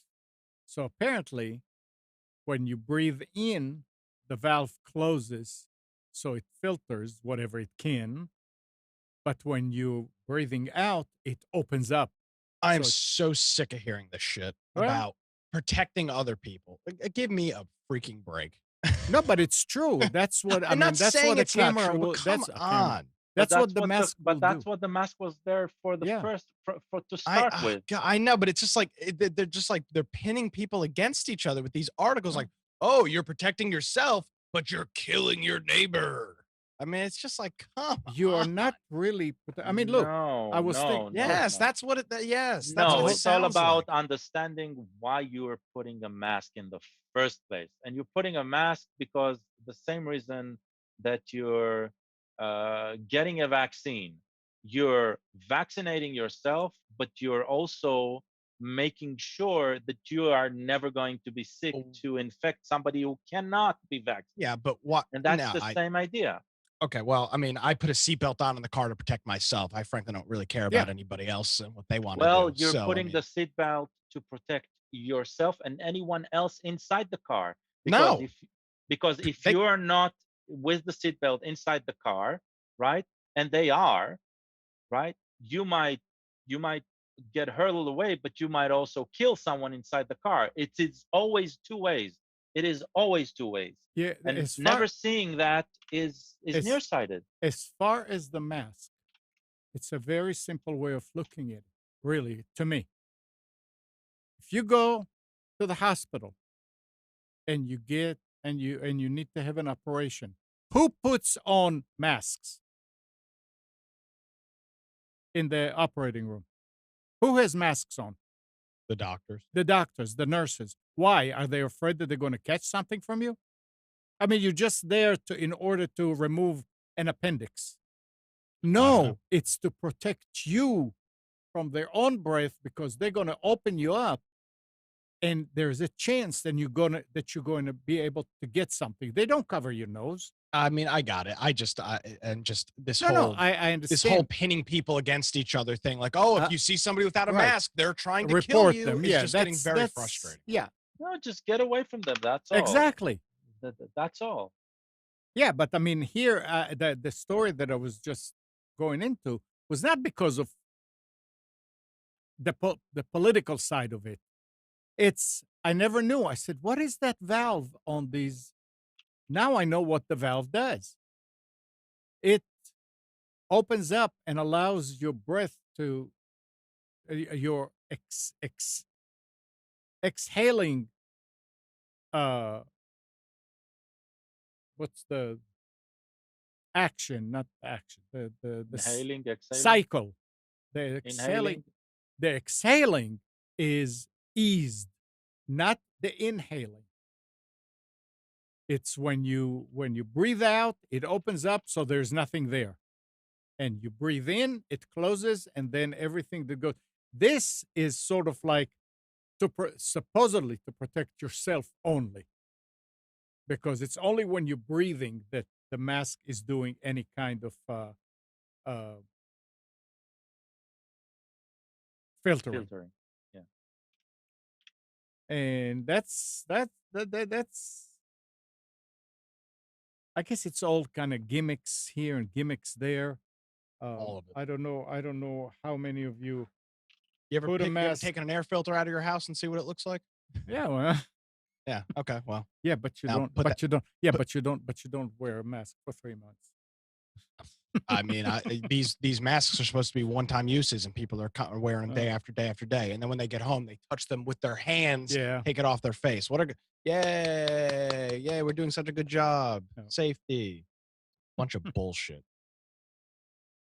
Back after this. Now, here's something that I don't know. Nick, did you ever hear about the "I love you" Yes, I'm sorry. I do love you. worm? No. See, that's No idea what that's you're before talking you were born, Uh, I guess. no, not before he was No, born. that's right. But Not before. he wasn't Yeah. interested. Well, let's put it this way. The man behind the world's first major computer virus outbreak has admitted his guilt 20 years after his software infected millions of machines worldwide. Filipino Onel de Guzman, now 44, says he unleashed the Lovebug computer worm to steal password so he could access the internet without paying. He wrote a virus worm just for that purpose. He claims he never intended it to spread globally, and he says he regrets the damage his code caused. I didn't expect it would get to the US and Europe. I was surprised, he said in an interview for crime.com. The Lovebug Pandemic, now they call it pandemic. See, the word pandemic now is Yeah, they love is it. an in word. Began on May 4th, 2000. Victims received an email attachment entitled Love Letter for You. It contained malicious code that would overwrite files, steal passwords, and automatically send copies of itself to all contacts in the victim's Microsoft Outlook address book. And I think this is when we started putting that exclamation 0000 as the first contact in your contacts. It will always be on the first, and when it encountered it, it would fall out and will not continue. I'm reading this right now, and Yeah. I'm looking at what it did. I don't see anything in here where how could this guy have been getting free internet by I changing have a no bunch idea. of That's what he says. file extensions and stuff? I don't know. Doesn't make sense. That's what he says in an interview. I mean, it obviously did a lot of damage. Oh, I remember that one. I remember seeing Within 24 getting emails like that. Yeah. I never used Outlook Express, Right. but Outlook Express was targeting specifically Outlook Express, and anyone who would open their email from Outlook Express would basically they had zero chance of surviving Right. that email because so here's the thing, right? Outlook Express, very very old mail software. I don't know if you've used it. Oh, I did. And Amnon still uses it. I still use it. Oh man. And so it would display the mail in an Internet Explorer control. So basically, that's what started the push for HTML-based emails. And what would happen is if your mail is waiting, your email client is waiting, and a new email comes, that becomes the topmost email. The select row is going to be on that email, and so the content of the web control would show up automatically. So because of that technical flow, a new email that is sent is basically immediately triggered, and it's JavaScript within it or Visual Basic script within it would activate immediately. Mm-hmm. At that time, activating an ActiveX control from an HTML page was considered a cool new feature and not a security risk. Nobody even thought about the security risks around it, and that is exactly what the I love you bug did. It Yeah. it launched and ran on your computer code that hooked up into the Outlook Express API and basically used that to send out a burst. So that was a really, really bad. That was literally a shit show. Yeah. Shit show. Yeah, that was a shit show. There's no other way of describing this other than that. It They was said like a that terrible. it said that within 24 hours, it was causing major problems across the globe, reportedly infecting 45 million machines. He claims he initially sent the virus only to Philippine victims, with whom he communicated in chat rooms, because he only wanted to steal internet access passwords that worked in his local area. So How, apparently, outside of infecting others, it did send something back home. I think he was caught, right? yeah. Well, I Yeah. don't know. No, I I remember. I don't remember. remember there was an arrest. I don't remember if it was this guy, but I remember distinctively there was an arrest around the "I love you" by the It says that, however, in spring 2000, he tweaked the code, adding an auto spreading feature that would send copies of the virus to victims' Outlook contacts using a flow in Microsoft Windows 95 operating system. And back then, antivirus was not They weren't as looking at email. They what weren't looking. Antiviruses were not looking at email. it was. It's in the early days. We learned a lot since. I mean, um, Gene is asking, Gene, you're using Windows 10. You don't need to worry about anything Yeah, because I've recently installed some AV for people because they don't um they're ignorant. Um and I tell them like, hey, this is, use this. Windows 10 has got a very good AV built in. They're like, oh no, I need something else. I said, okay. no, All of it's these AVs now, AVG, Avast, all of them, they install so much other crap with them. and they call home. I would absolutely And they pop not up asking to buy every single day. do Like, not install a third in almost any case, do not install a third party AV. I agree. Literally, I installed Avast or AVG, one of those for a customer the other week, and it installed its own browser. It installed Yep, a VPN software. It Oh installed man. all this other crap. There was no option to turn any of it off.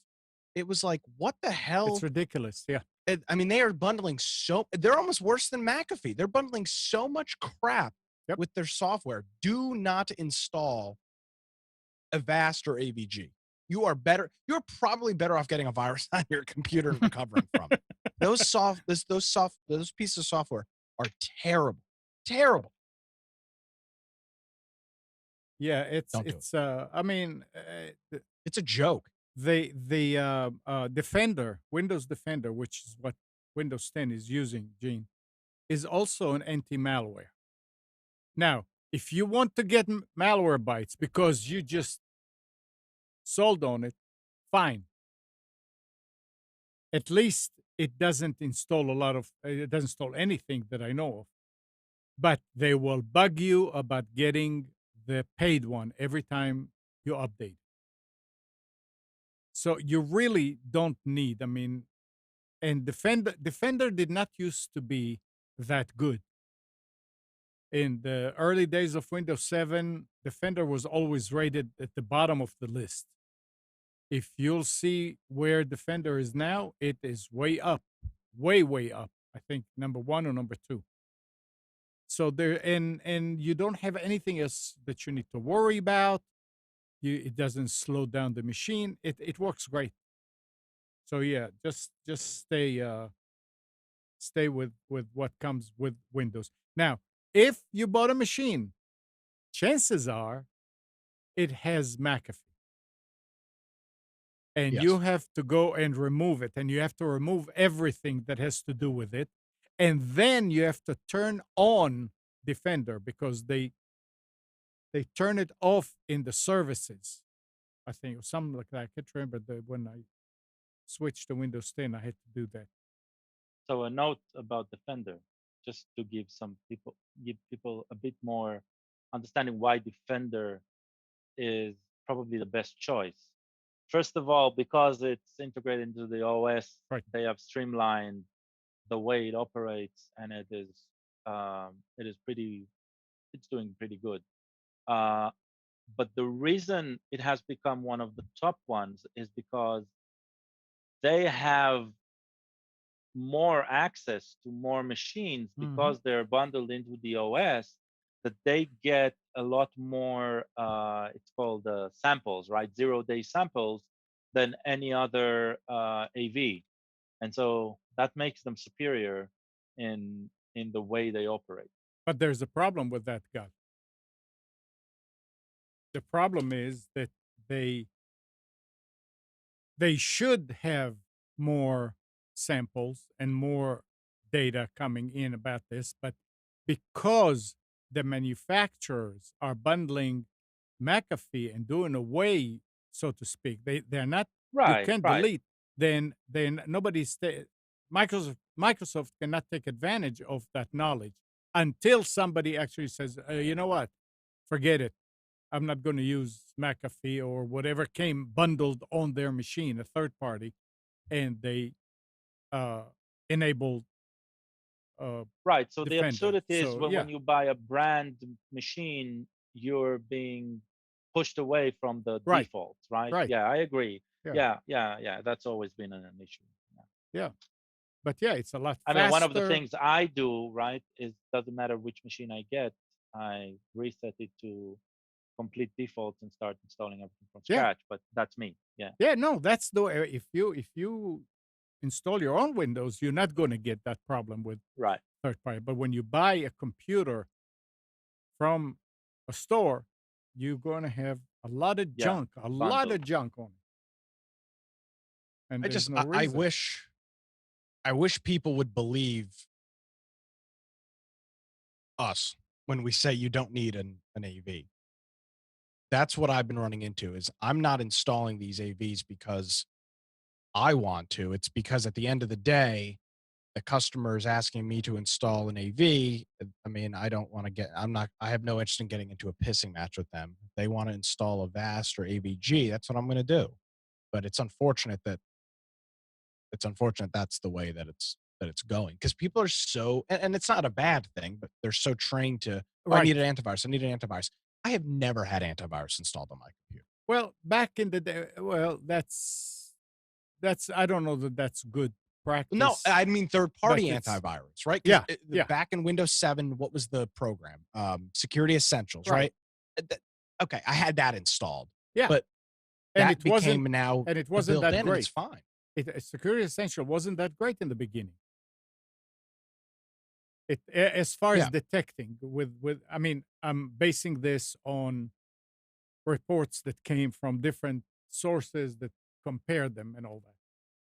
But there's really no reason anymore to install a third party, like Nick said. It is perfect. What comes in Windows Defender is a completely new breed of Defender these days, and it works great. Yep. All right.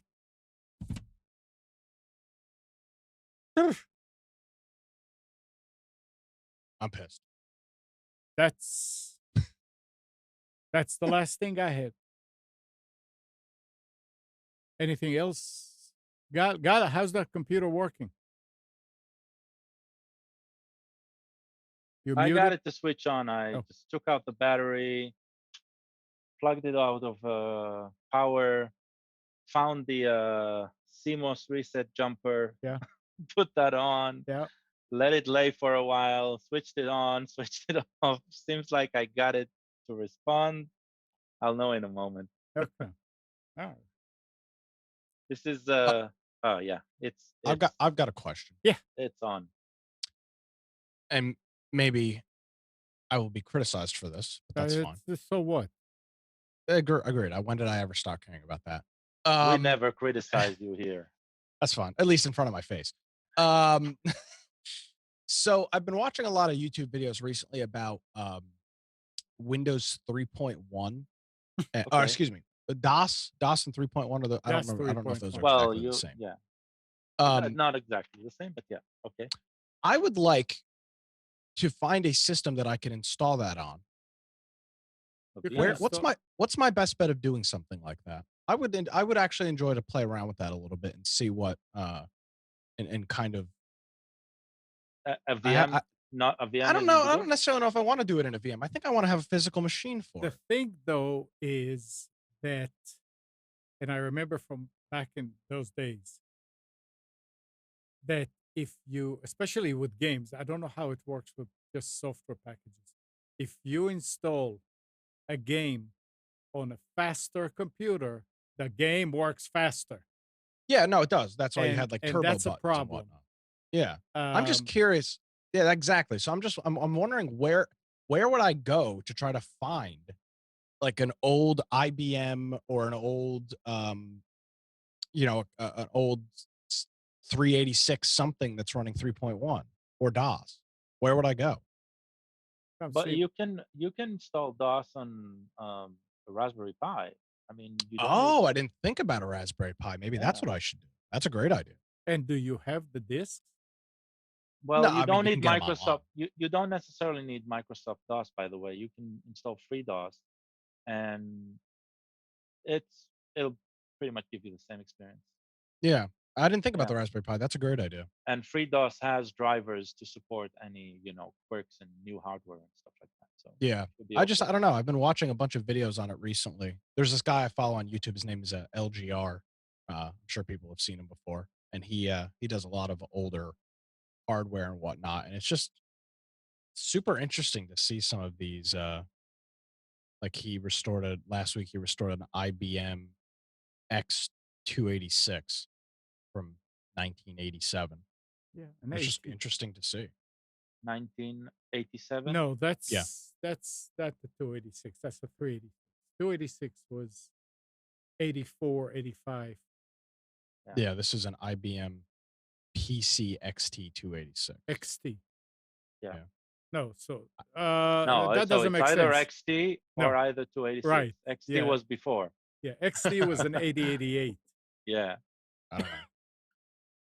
The 8086. 8086, 8088, Yeah. 8086. No, I'm looking at this placard number. It says IBM So the XT X, model 286. so says- the X86, right, that you see on everything that's 32-bit, Yeah. right? That comes from the model of the CPU, and it started with 8086. That was the first CPU Intel had for IBM for personal computer. The IBM PC had the 8086, and I think that was 16-bit addressing at that point, right? I'm not. Yeah, it was Yeah. the 8088. The 8086 was like a second. That Oh, was, right. 8086 was a 16-bit Yeah, yeah, CPU yeah. with 32-bit addressing because Right. it has segmentation. Right. And And we used to add an 8087 to do a math coprocessor right, on it. right. Yeah. The coprocessor was a separate processor you had to buy. So people who worked with graphics applications like AutoCAD back in the 80s, right? They had to buy an additional, so there was a socket for an additional coprocessor, and they would buy the 8087 that would do the math, the complex math. Coprocessor. And they would buy the 8087 that would do the math, the complex math. God, you got me so, you got me down memory lane. Let's see who called in. Hello. Yeah. Yeah, this is Gene. Hey, Gene. Hello. Hi. Yeah, when IBM started Microsoft, by finding these two guys in their garage that had done Yeah. DOS, the first PC was built down in Boca Raton, and a little IBM plant was the PC-1. Right. I got a picture of it, and it was just like you say in the 1980s. 83, 82. I don't know. Yeah, So- something like that. Should I try to find an old piece of hardware or or go with what Gall said and just try to use a Raspberry Pi or something? I don't know. Well, I kept a couple of old ones, and some guy was a collector. Remember the first laptop ever made? We called a luggable. It came in a great big case, and I had one of those for a number of years. And some guy, as a collector, came over and he really wanted it badly, so I gave it to him. So see if you can maybe Google collectors of old computers. There might be some around. Might be one around someplace. You never know. Nick, I've got some under the counter. Do you really? Yeah. Okay. You guys you have to find somebody like Amnon, right? Yeah, I'm just curious to try to play. I would like to play around with that at some point. I think it's interesting. that luggable Yeah. wasn't a laptop. No, It it was a not. huge 30-pound. It was like box. a sewing it was machine. the one We with the used to call it the sewing screen. machine. Yeah, the one with the you had screen to like Yeah, plug do you it, remember? and you had to plug it Do to you power. It remember? didn't have its own battery. Yeah, Yeah. and it didn't have Yeah. it didn't have a It was CRT. just Do portable. you remember you remember what the screen was, Gal? What was the screen? 5-inch. It was like a 5-inch CRT, 7-inch. Yeah. No. It was a big screen, but it wasn't. What's that? Black and red. What is that? It was a monochrome. Yeah. I don't know if monochrome was the right answer, but anyway. There was I- RGB if it was color. No, that's CGA. Yeah, it came before color. Yeah, the Yeah. CGA, RGB. But before Oh. that, it was how I- monochrome. It was either the green one or the orange one. No, it had a black background with red Orange. red letters. In it. Orange. Oh no, he's no, I think it was- describing something that's lead I think it was based, that. like something even more like you're talking about a prototype though. I don't think anything like that No. got to market. Oh no, it went to market. It didn't do very Yeah? well, but Interesting. yeah. See, and maybe people loved the carrying case. It was one of those Hartmans. I mean, it was a very expensive.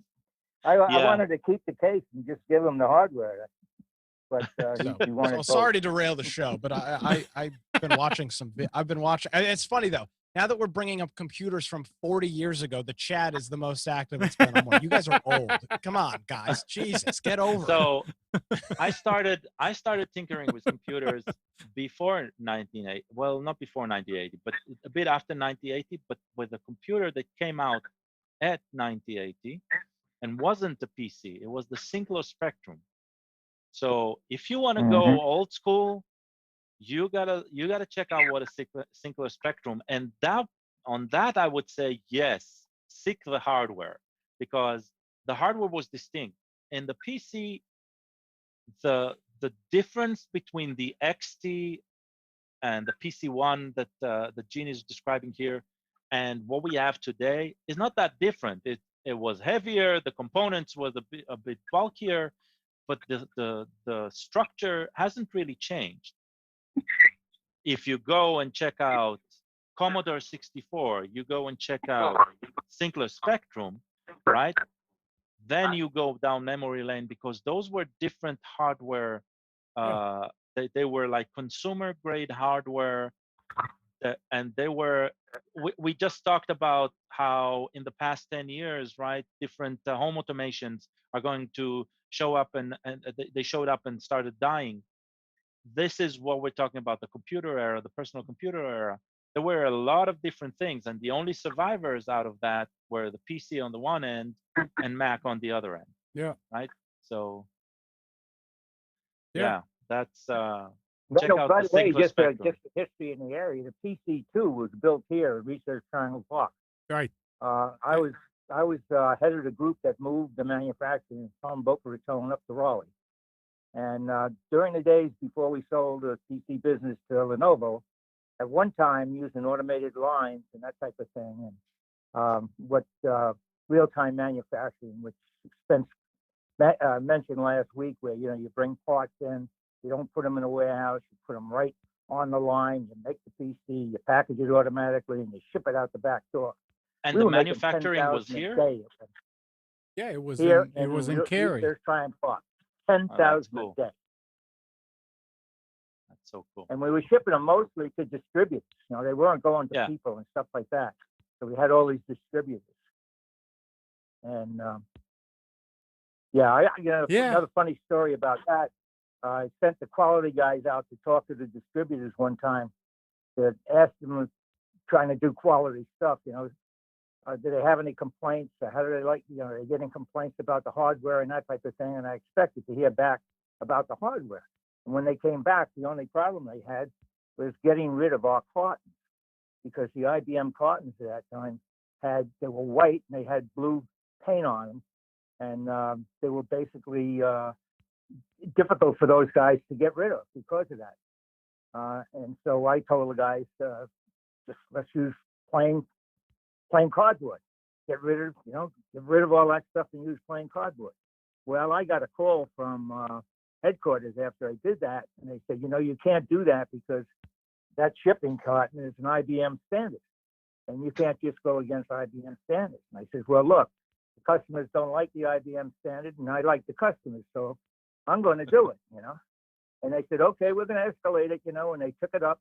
And about 2 days later, I got a call from the CEO of IBM, who's passed away. Ryan was a great guy. And he said, Gene, what are you doing? I told him.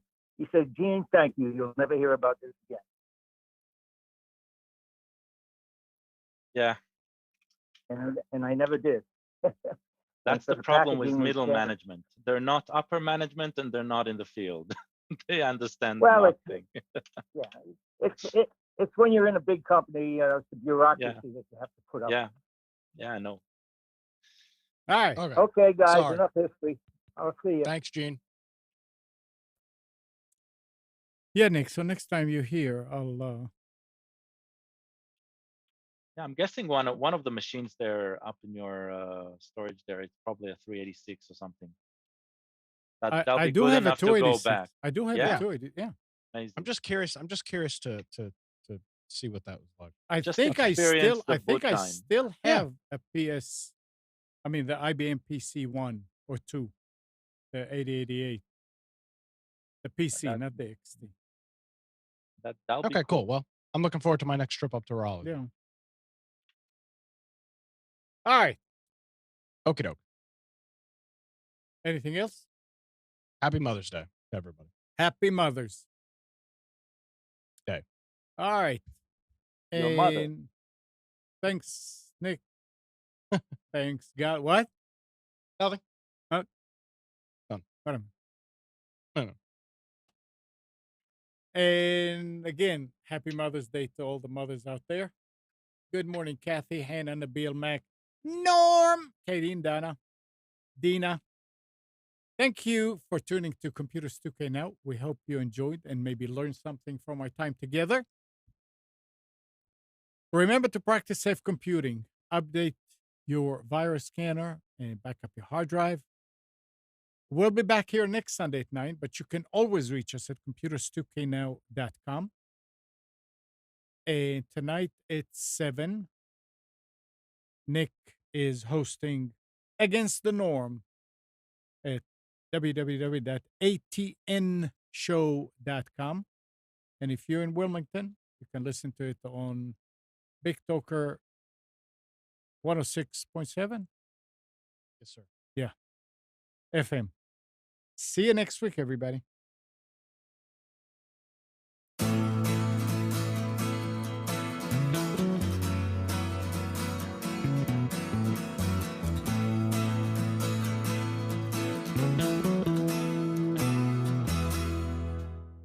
You are tuned to the Nissan Communications Network.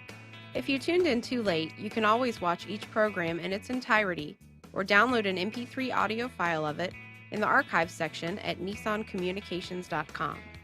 Don't forget to subscribe to our YouTube channel, follow us on Twitter, and like us on Facebook.